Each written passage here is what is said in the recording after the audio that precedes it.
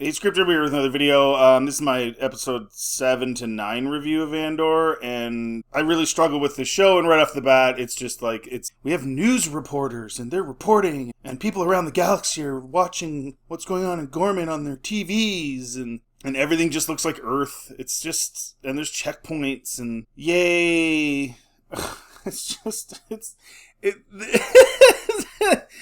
It's just total just Earth. I'm not dumb. I know they have that. In the prequels, we had the Emperor address everybody, and there was a little floating video camera, but it didn't feel so not galaxy far, far away. Like, this is so galaxy not far, far away in so many respects. And then I read these articles, like Men's Health had another one about Cyril, and all these articles about how great it is that it's perfectly applicable to today's political climate and exactly what's happening here on Earth, and angry white men and all this crap in these articles. And it's like, did Gilroy intend that, or is that just your interpretation? If he intended that, that just proves my point. That it's just a show that's got a dose of propaganda for today's world, for today's audience, pertaining to a specific view of today's political climate.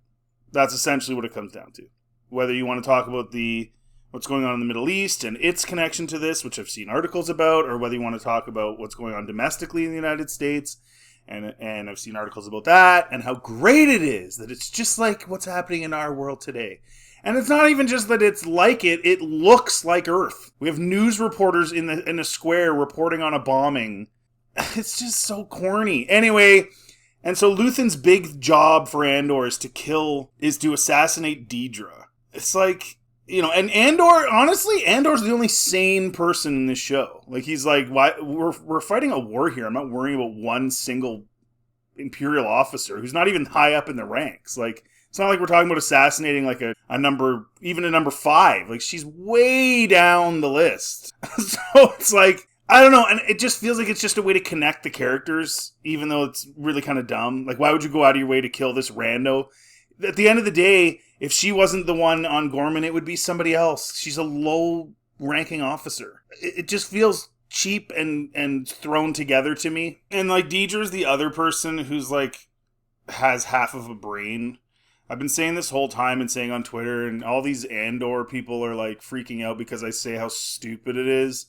Like, you literally see news broadcasts about what's going on in Gorman, and they're going to film you as the Empire with stormtroopers killing a whole bunch of people for the whole galaxy to see. Like, that's the problem with this show. And Dedra's the one who's like, this makes no sense. This is the problem with this show, is that the plan of the Empire is super flawed and super stupid. And Dedra knows that. But I post that on Twitter, and all these people go nuts about, oh, what are you talking about? This is exactly what they have to do. It was explained. Krennic explained it. Okay, he explained it. That doesn't mean it's a good thing to do. And my whole argument was this. If there's 800,000 Gormans total on the entire planet, okay, that is canon. 800,000 people. So why in the world would you go out of your way to put the boot on their necks in front of the galaxy when you could literally take the resources, let them all die when the planet fails, and have plausible deniability and say, oh, well, you know, it wasn't our fault and we didn't know that would happen, and even if you didn't, there's no, like, what is anyone going to do? They're going to say, oh, the Empire took this stuff from the planet, they extracted this stuff, and people died. Okay, that sounds kind of bad, right? But you know what's worse? What would be worse for a rebellion in the galaxy is you shooting a bunch of civilians. Like, it's the dumbest plan ever.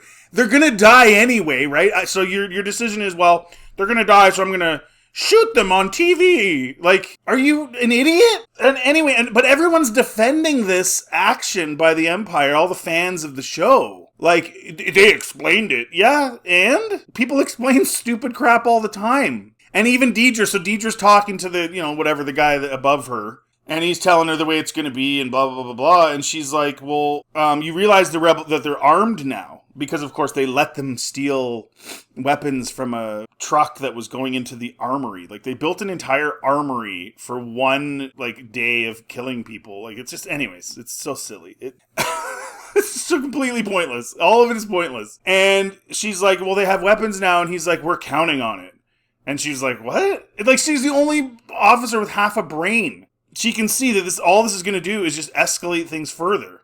And again, in this episode, at the beginning of episode 7, he mentions Palpatine, how Palpatine's all in on this plan. So the guy who spent decades in clandestine efforts and quietness and in the shadows and being two different people at the same time spent so long to get power in the galaxy. And he's going to have his guys murder people in front of the entire galaxy on TV. That doesn't fit with Palpatine's character. But they have to have a reason for the rebellion, and the writers couldn't think of anything that made more sense and was more sensible from the Empire's perspective. Everyone has to be dumb for the plot in Disney Star Wars to continue. And I know, all you fans, this is such a sophisticated show. It's so adult. It's so smart and adult. Okay, but it still goes against the character of Palpatine. He's not an idiot. This is a really dumb thing to do. Even Deidre knows it. And she's a low-ranking officer. Like, guys, it's a stupid plan. And again, it's only to fulfill the plot that they need, a big uprising to get the rebellion to grow. And this is what they came up with, making Palpatine look like a retard. Like, I'm sorry, but, and even the characters know that. Deidre knows this is dumb. Andor knows Luthen's being an idiot to go out of his way to assassinate some rando.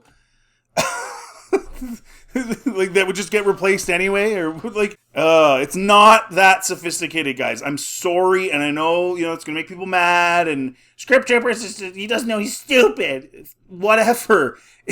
This show, the basis of this show, the basics plot is pretty stupid. If you really think about it and break it down, and compare the characters to who they were in George Lucas's Star Wars. Look at Mon Mothma. Totally different than what any of us thought she would be. Totally different. In her morals and her judgments, completely different. So, that's not my fault. That's what these guys decided to write. But it's so sophisticated. So adult. I also wanted to mention, I mentioned that the lights were all dim in Bix and Andor's apartment when they're sitting in there. It's always, dark as heck. And I was like, that's kind of dumb. Turn a light on. You're eating food. And somebody commented in that video, oh, well, it's because they're spies. They can't have the lights on. They're spies. And I didn't respond. Here's my response to you, buddy, whoever you are. Andor was sitting in an Imperial facility without a mask on and took a TIE fighter, and no one batted an eyelash even though they know what he looks like. They showed us that the Imperials know what he looks like in the first season. And he was sitting there like it was no big deal and no one cared in a Imperial facility. So sorry, I think it was pretty dumb that they couldn't turn a light on in the middle of a ghetto in Coruscant. Do you guys see how stupid it is? Okay, anyway, so now they're bringing in Force healers. They got a Force healer in the Rebel base on Yavin. Where were all these Force healers? Where were they? Right? Okay, so Padme dies, right? And I've read the literature about the Force healing that Rey did and that Kylo did to her. It's the same technique. Kylo essentially used the exact same technique to bring Rey back to life. Grogu knows how to heal, yet no one seemed to be able to explain that to Anakin. Like Anakin hears from Palpatine that he could essentially save Padme's life, but it was known to Jedi and people, even people in the rebellion now, that there's just healers, and yet he was completely unaware of all that, having grown up and been raised as a Jedi in the temple. Who taught Grogu how to heal in the temple? Somebody did. They've completely screwed it up. And now we've got a healer. So she's not even a Jedi, nothing. So the healing knowledge was, you would expect, part of a Jedi thing, a Jedi teaching, something you learn. Now, of course, Rey doesn't have to learn anything. That's the first screw up they made. Now we've got random sages that have Force healing, and they're not connected to the Jedi. They just have Force healing. Are you kidding me? And up to this point, it's just been redundancy. There was 3 or 4 scenes you don't even need at all. They did another Gorman Rebel one that was completely pointless. This scene with this lady drags on so long. The other thing that you notice is she heals Andor's wound, but doesn't get all tired. Everybody else gets tired and passes out. Grogu passes out, but she just is chill. Such a stupid show, you guys. This does not fit into the Star Wars world at all. Everything about this show doesn't fit. It's a cool show on its own, but it doesn't fit. You can't have random Force healers just all over the place in the galaxy, guys. What happened to the rarity? What happened to the beauty of Luke being the last hope? And why wouldn't Obi-Wan know how to heal? Like, I know you're going to say, he did. He healed Luke when Luke was passed out. He touched his head. Was he dead? Was Luke dead? Or was he just knocked out? Okay, and if that's the case, why didn't he use Force heal at any other time? Like, why didn't he teach Luke how to do it? Why didn't he, nobody knew how to do this. That's what you guys always point to. Obi-Wan. Yeah, he woke him up after he got knocked out. He didn't bring him back from the dead. Oh, man. I just can't believe the hoops that people jump through to try and justify this being a Star Wars show when it isn't. Okay, so episode 7's done. So literally the entire episode, this is what happens. Cyril's starting to realize that it's all just a scam. The Gormans don't care. He tried to warn the one chick and she slapped him across the face. It was really off-putting. You're like, what? Like, he's trying to talk to you and you just slap him. And Andor gets healed by medicine woman using the Force and goes to Gorman to assassinate Deidre, which is what Luthen wants, even though she's literally a low-level officer who will literally get replaced the next day. That's what happened in this entire episode. And there was just a plethora of long, drawn-out, pointless scenes. Or scenes that didn't even need to be in there at all. Some of the scenes need to be in there, but they could have been about a third or a quarter of the length. And then there was 3 or 4 where I'm like, okay, we already know this. Redundancy. Just keep saying the same things over and over and over, and somehow it's compelling. So adult, man. Anyway, on to episode 8. So basically, episode 8 opens up with the Imperials are setting up for this protest they're going to have, and the Gormans are gearing themselves up for the protest and gathering weapons and stuff. And the thing that I find, nobody seems to care about this, but like, Edie is on Coruscant, across the galaxy from Gorman, and she's watching these newscasters reporting on the how bad the Gormans are from across the galaxy, like live, a television signal. Like, remember in the OT when it wasn't just so easy to just have communications? Even in this show, they've had to, to do galaxy-wide communications. They have these big, elaborate setups, like in Luthen's store, and all this stuff to get a hold of Andor and stuff. And it's like, it's a television signal. Like, it just shrinks the galaxy. It feels like Gorman's just another city on the planet everybody's on. It's just, it's a little silly that they can just broadcast all over the galaxy, these newscasters. I don't know. To me, this is just corny. I don't know. It just doesn't...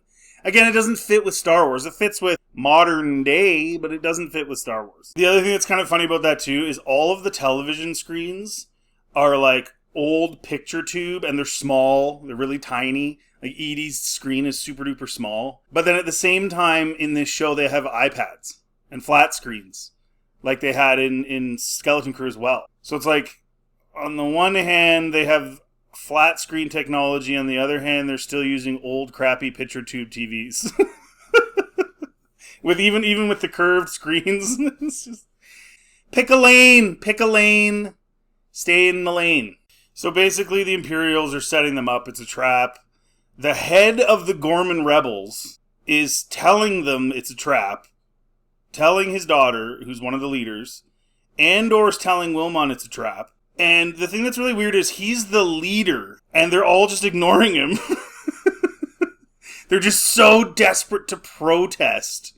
Use your brains, people. What difference does it make if you protest? The news media is siding with the Empire. We've already seen the way they talk about the Gormans. What do you think you're going to achieve? So this whole thing is very convoluted, and again, people have to be stupid to move the plot along. And then ignore orders from their main guy. Like, this whole thing, and I told you guys this was going to happen. I told you guys the only thing they could do to make a galaxy-wide rebellion that everybody sees what happens is to write something where everybody makes nonsensical decisions. Whether it's the Empire, whether it's these people, the nonsensicalness of television signals going across an entire galaxy live. All of this stuff has to happen for the writers to get to the destination they're trying to get to, which is the galaxy sees the oppression of the Empire. And then in a really weird turn of events, Cyril's so mad at Deidre about not telling him what they're doing that he's strangling her. I don't know, man. This doesn't really fit his character, dude. Like, I'm sorry, but... And it's like, he finds out he's part of something bigger with the Empire, and he's way over the top emotional and mad about it. Because at the end of the day, what they're doing is for the greater good of the Empire, which has seemed to be his entire character since the very beginning of this show, is all about Empire, Empire, Empire. And now he's mad that he wasn't let in on all the gooey details about what his job was. And it's like, now all of a sudden you care about the Gormans and stuff? Like, aren't you just doing this for your own selfish reasons? Isn't that what you've been doing since the very beginning?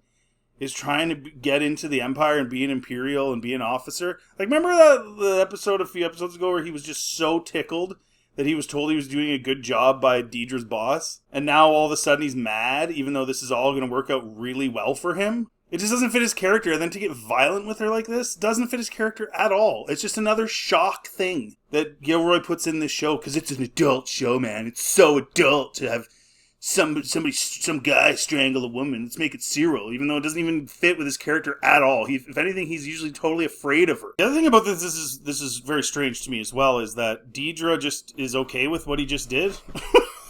Like, and this is part of the problem with this show with these big year-long gaps, is we didn't see their relationship develop. And we just have to accept that she, when it comes to him, for some reason, is allowing him to behave like this when she's an Imperial officer and for all intents and purposes could literally have him annihilated at this point. But she's like, oh, it's all good. We're going to go home together, even though you just strangled me. Like, what is this? This is so silly. Okay, so the whole thing was they set a sniper up on the roof or up on the causeway, and he shot one of his own Imperial officers in the head. And then the response from the rest of the Imperials on the ground is to literally just start opening fire on all the Gormans. So literally, the Empire is completely retarded. Completely stupid. This is all caught on TV. So somebody shot a guy from way up on a roof, and you just start opening fire on the crowd right next to you? Like, come on, Empire. You can have a better plan than that, can't you? This is just stupid. Who would believe this?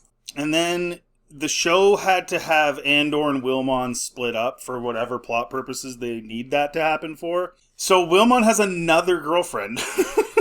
This time it's on Gorman. He likes his blondes.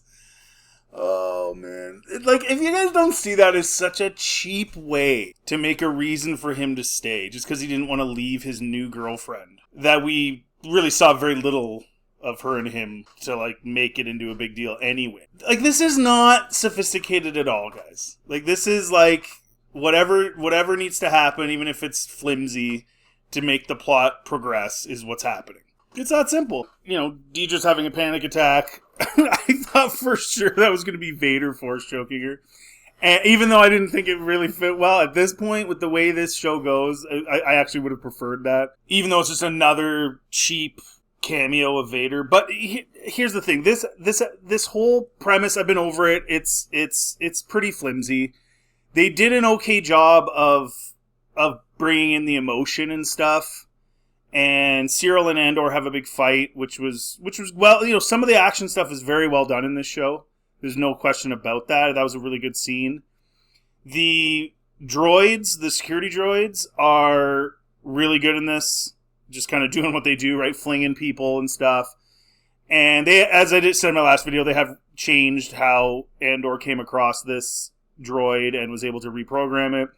He brings it back to his ship. The thing about it, though, again, it's very convenient. So the kid steals an Imperial shuttle of some kind. It's almost like a small tank. He rams into the security droid right as it's about to go after Wilmon and Andor. And then Andor puts the droid in the back of it and hops in this Imperial tanker thing and starts driving away. And he's driving through the city to get back to his ship, and there's just no resistance. He just stole one of the Imperial tanker things and just leaves, and there's no checkpoints. There's no nothing.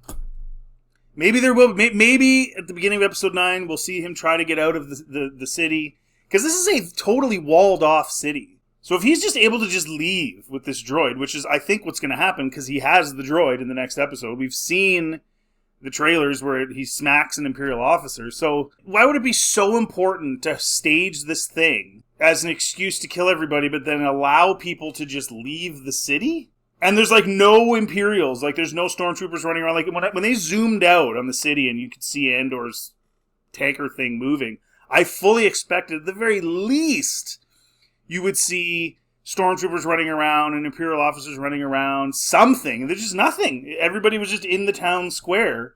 Furthermore, how did they get out of the town square? Right? Originally, it was all about locking them in, and then I guess they fought their way out, but they didn't really emphasize that. All of a sudden, people are just running out and leaving, and there's no real explanation as to how they accomplished that. And again, it just makes the Empire look feeble and stupid, that they allowed that to happen. Like, if the whole purpose is they're trying to get rid of all these people, and they've, in their minds, it's really dumb, but they've, in their minds, given this great excuse to exterminate all these people, then how is it possible that they got out of there? That so many thousands of people got out of there? Only a few hundred people got shot in the square. And then there's 800,000 people on the planet. So there's got to be some other places where they got to hunt down people, and I guess this was the excuse they needed to do that. But again, it just seemed really flimsy that Andor's just able to just leave. It's just kind of not the best. It's just, it's again, if I totally turn off my brain and watch the show, there are some cool things in it. Don't get me wrong. This was definitely, a better episode than what I've watched. However, as soon as I start thinking about the motives and the logic behind the characters and why they're doing what they're doing, a lot of it just becomes a mess. It's unacceptable to me. But anyways, on to episode 9. No one complained when Palpatine completely took over, killed Jedi, wrecked the Senate, right? Him and Yoda just destroyed everything. Him mostly. Nobody cared. Nobody cared. Nobody cared that he directed somebody to literally murder children in the temple. So again, Windu goes in with a handful of dudes, and because of that, we're okay with, including all these people, we're okay with them murdering the 8-year-olds that are training. Nobody batted an eyelash. So this just seems silly to me. Why would these people care that much about Gorman when they'd let that happen and stood by and was like, yeah, that's good. Let's kill the kids. It doesn't make any sense, right? Bail, it doesn't really feel like Bail. Part of that's because of his look, but alas, whatever. So you find out that they literally have a room dedicated in the ISB, or Imperials have a room dedicated to listening in on all the senators. I think so. Mon Mothma smashed her listening device in her office, and there was like a whole bunch of them graphed out on the screen, and hers was flashing red. So I'm assuming they just have everybody in the Senate bugged. I just don't know why he needs to do that. He has had full power for how long? Like I was just saying, he literally stood up and told them that they should just live with the fact that they're gonna give the death penalty to every single Jedi, including kids, including Jedi that some of these senators would have known personally. And they're just going to do it. And nobody did anything. Even the whole Gorman thing, like the one senator got arrested and they got in a little bit of a tizzy, but nothing's going to... We don't know where this all leads. Mon Mothma's wandering around practicing her big speech, but we know no one's going to care about your speech. Again, I don't understand what this is all about, because they showed Yavin, and Yavin had, a good amount of people, but really no more or less than what we saw in the original Star Wars. It was one single rebel base that went and attacked the Death Star. It all came from Yavin. So this whole galaxy-wide rebellion that they're trying to build with this show is kind of doesn't really matter. Like, right? Is the whole show about, getting, going from 5,000 to 10,000 people at the rebel base on Yavin? Is that what the whole show is about? Like, I don't know. I just don't get it. I don't know why any of this is necessary. Again, it's so redundant, the show, because he has the Senate. They do whatever he wants. And even when they don't, he just arbitrarily arrests people. Like, he arrested Buddy at the beginning of the show, the Gorman guy, who caved in and let him do whatever he wanted, and then he arrested him anyway. Like, he's gonna dissolve them in, 2 years. It seems completely pointless. And again, they gave him so much power right off the bat anyway. What is he worrying about? What are they gonna do? Like, they don't control any military. He does. What are they going to do? The 20 senators are going to get together and start blasting guys? Like, again, this whole premise of this entire show is redundancy and unnecessary stuff. Sorry. But for all this time, we finally get the Mothma speech, which is whatever. She basically calls Palpatine a monster, and then they cut the feed, and then the ISB guy says she's not allowed out of the building. So, what is all of this for? And most of the senators just called her a traitor and everything. What's the point of all this? Like, this is what I've been saying since the very beginning. Like, the Emperor has full control. She legally was allowed to speak. Bale invoked an article where, in an emergency, a senior senator can pass their time up to another senior senator. And because they're calling the Gorman thing an emergency, it was perfectly legal. She said what she said, and then they cut the feed, and then she leaves. And as she's leaving with Andor, he's there to meet her or whatever to get her out of there. So they knew they were going to arrest her. She knew they were going to arrest her if she said this stuff. So Palpatine has full control over everything.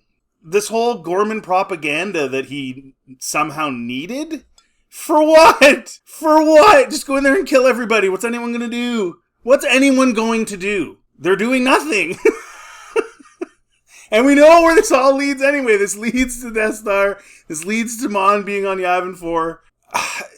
Honestly, guys, don't get me wrong, the acting and stuff is really good, but this is the most redundant, pointless show. I can't believe how pointless this show is. It is utterly and completely pointless. Nothing changes, nothing happens. It's in a time frame where the Emperor is simply just running everything. And then they're showing us basically that he runs everything. Okay. And the Senate's all on his side. Okay. They dissolve for a reason, because even they realize it's pointless. Or let's say they don't realize it's pointless, right? Let's say the Senate fights against Palpatine to be dissolved. Well, guess what? He wins that too. We already know that. So I've never experienced such a drawn-out, over-dramatized show that is literally completely pointless to the greater story of Star Wars. This adds nothing. Literally nothing. You could argue Rogue One kind of does, because it's kind of, it's the story of how they got the plans and stuff, but even that, there's a level of redundancy. But this is just completely pointless. And they spent $650 million on this show, which is, it looks beautiful, don't get me wrong. The Senate and all the things they did in there, and the outside and the courtyards, all that, they did a great job. I'm not, that stuff's great. Some of the stuff on Gorman was a little ridiculous, a little too close to home. But the show just, it achieves nothing for this greater story at all. That I'm waiting for the achievement here. Where is it going to be? I don't know. Palpatine still runs everything. She still has to run away. I don't get it. The guy called for her arrest, literally while she was talking. This is a big building. They're going around. Andor has to shoot some chick. Whatever. I guess the driver was actually working for Luthen. I should mention that as well. So Luthen's thing is the drivers. The Empire's thing is the voice recorders. Then, in a show of sheer incompetence, she's been gone for 10 minutes from her Senate chamber room thing that, leads you onto the little pedestals. A bunch of the officers run in there and open the door and, she's not here. It's how would you not know she's not there? You'd have a record every time she pushed the button, every time she went in and out. How stupid, you think You think they cut her power off and she's just going to sit there waiting? Why did you waste any time doing that? Anyway, I just thought that was funny. And it's like, to create drama, you've got to make the Empire incompetent. So then he gets Mothma out, whatever, and she's going to go on a separate convoy to Yavin 4 with, you remember there's a scene in Rebels or whatever. She's going to broadcast from the Ghost to the whole galaxy. Which, again, I go back to it, the rebellion was basically the same size as it is now.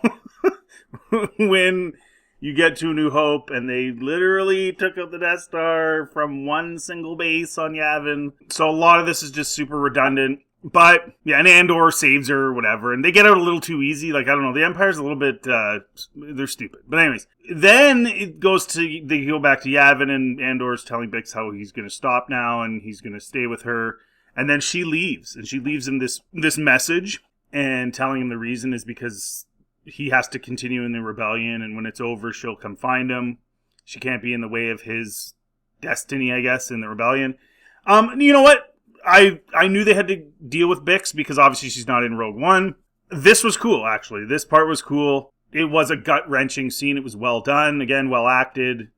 And, you know, there have been a handful of times in this series, whether it's stuff in the prison or a couple of good monologues, but to me, that doesn't make up for all the unnecessary nonsense and the redundancy of the show. But I did really like that scene. That was really cool. So that's it. So then he's right back to, you know, she's gone. There's nothing he can do about it.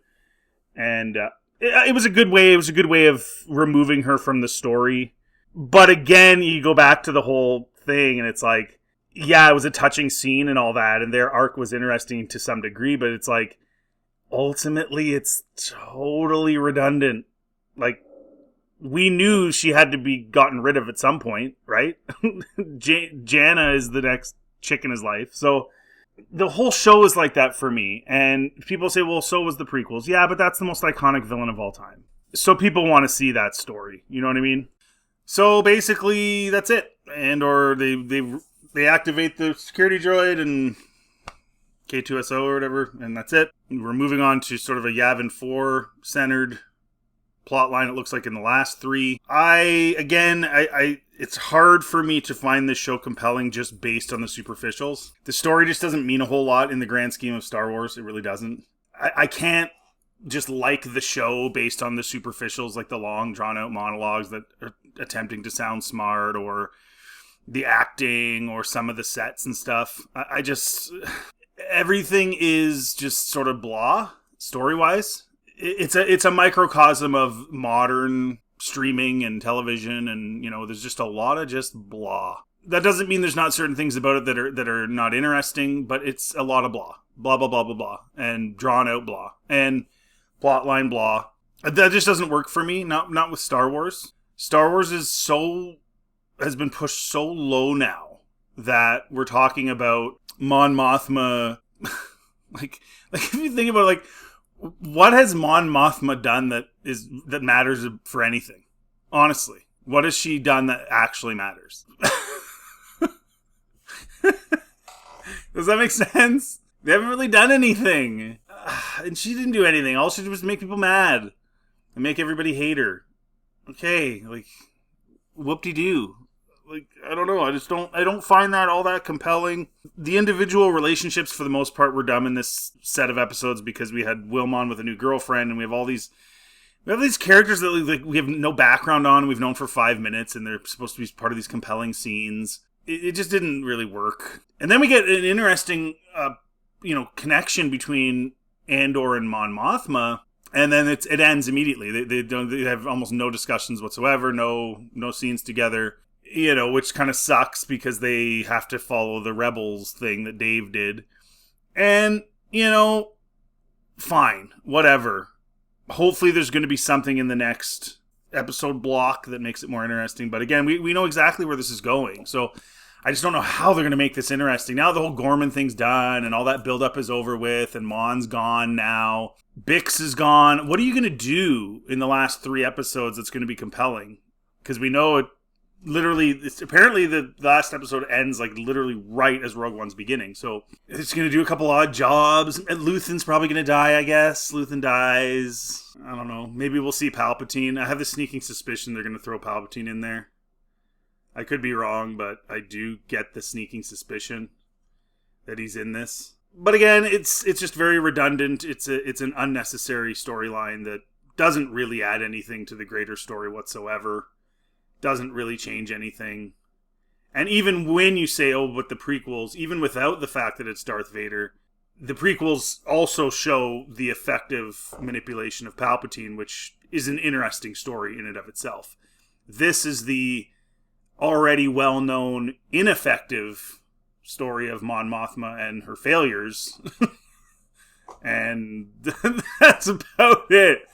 and then again, even in case she's going to give this speech from the Ghost, but Yavin 4 is still just Yavin 4. It's just a small band of rebels, and they're the ones that took out the Death Star. And that's the whole point, by the way, of the original Star Wars, is that the rebellion, we have Andor saying, welcome to the rebellion, and this is the rebellion, and he's now sort of representing the rebellion, him and Luthen and Saw and all these guys, these immoral pieces of crap, and Mon Mothma's an immoral piece of crap too.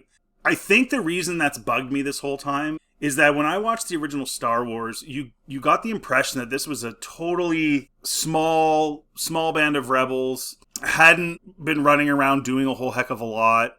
They've got their little base, and they're fighting. This small band of rebels is going up against this massive empire with this massive floating space station the size of a moon. And the odds, and even just the size difference and how that sends the viewer that message of just the sheer challenge of it all. And now it's like, well, no, this has been going on for a while, and they've been shooting guys and doing this and doing that. And to me, it's all just a waste of time. Quite frankly, a big fat waste of time. And, you know, we didn't need Mon Mothma having to scurry out of there because she said a speech that the Imperials didn't like. I mean, she knows full well that the Senate doesn't care what she has to say. She's been sneaking around for that very reason. So why would she need to make this speech? What was the purpose? Why? Why don't you just go to your speech in the Ghost? Why wouldn't you just leave calmly and normally? Why did you need to do that? What was the purpose? It was just to have an episode and to have more runtime. Like if you really think about it, really think in your brain, there was absolutely nothing to gain by giving that speech. Nothing. And she knew it going in and did it anyway. Absolutely nothing to gain. So I don't really get it. And then as far as Bail Organa goes, the recast, I don't even really care. Whatever. He was fine. But my whole thing is, I'm wondering, you know, Jimmy Schmitz was apparently working on some show or something called like Neptune or something while they were filming this. And I'm sitting there like, he couldn't get away for a day to do a couple, you know, like how many lines of dialogue did he have? Like 10? He was in 3 scenes. I mean, he could have shot all that. A lot of it's CGI. Like he could have shot all that in a day easily. So I have a sneaking suspicion he turned it down. And maybe he turned it, who knows what the reason is, but I have a sneaking suspicion it's because I think he's had enough of Star Wars because of what they've done. Maybe I'm wrong. That's just what I think. I think he also probably saw, this is just my opinion, I think he probably also saw what they did to Bale's character and how they minimized him in this show. And how he was so prominent in the prequels in terms of the storyline and the deleted scenes and stuff that he shot. And then he's looking at it like, so now it's just all about Mon Mothma. Okay, I'm just here to be her sidekick. Maybe there'll be more in the next 3-episode block because it's a year later and he's not going to join her on Yavin until the end of that block. So maybe it'll be all about him, I guess. But I don't even know what he'd be doing at that point because it's over. It's over. The rebellion is on Yavin now. That's all you got. It's over. That's why all of this is so pointless. But anyways, that's my take, guys. I don't know. It's meh. I don't know what to say. I'm trying so hard to think of like something super positive, but there just isn't. It's just nothingness. Let me know in the comment section what you think. If you like this content, please like, subscribe. It always helps the channel. Feel free to check anything else on my channel. Have yourselves a really good day.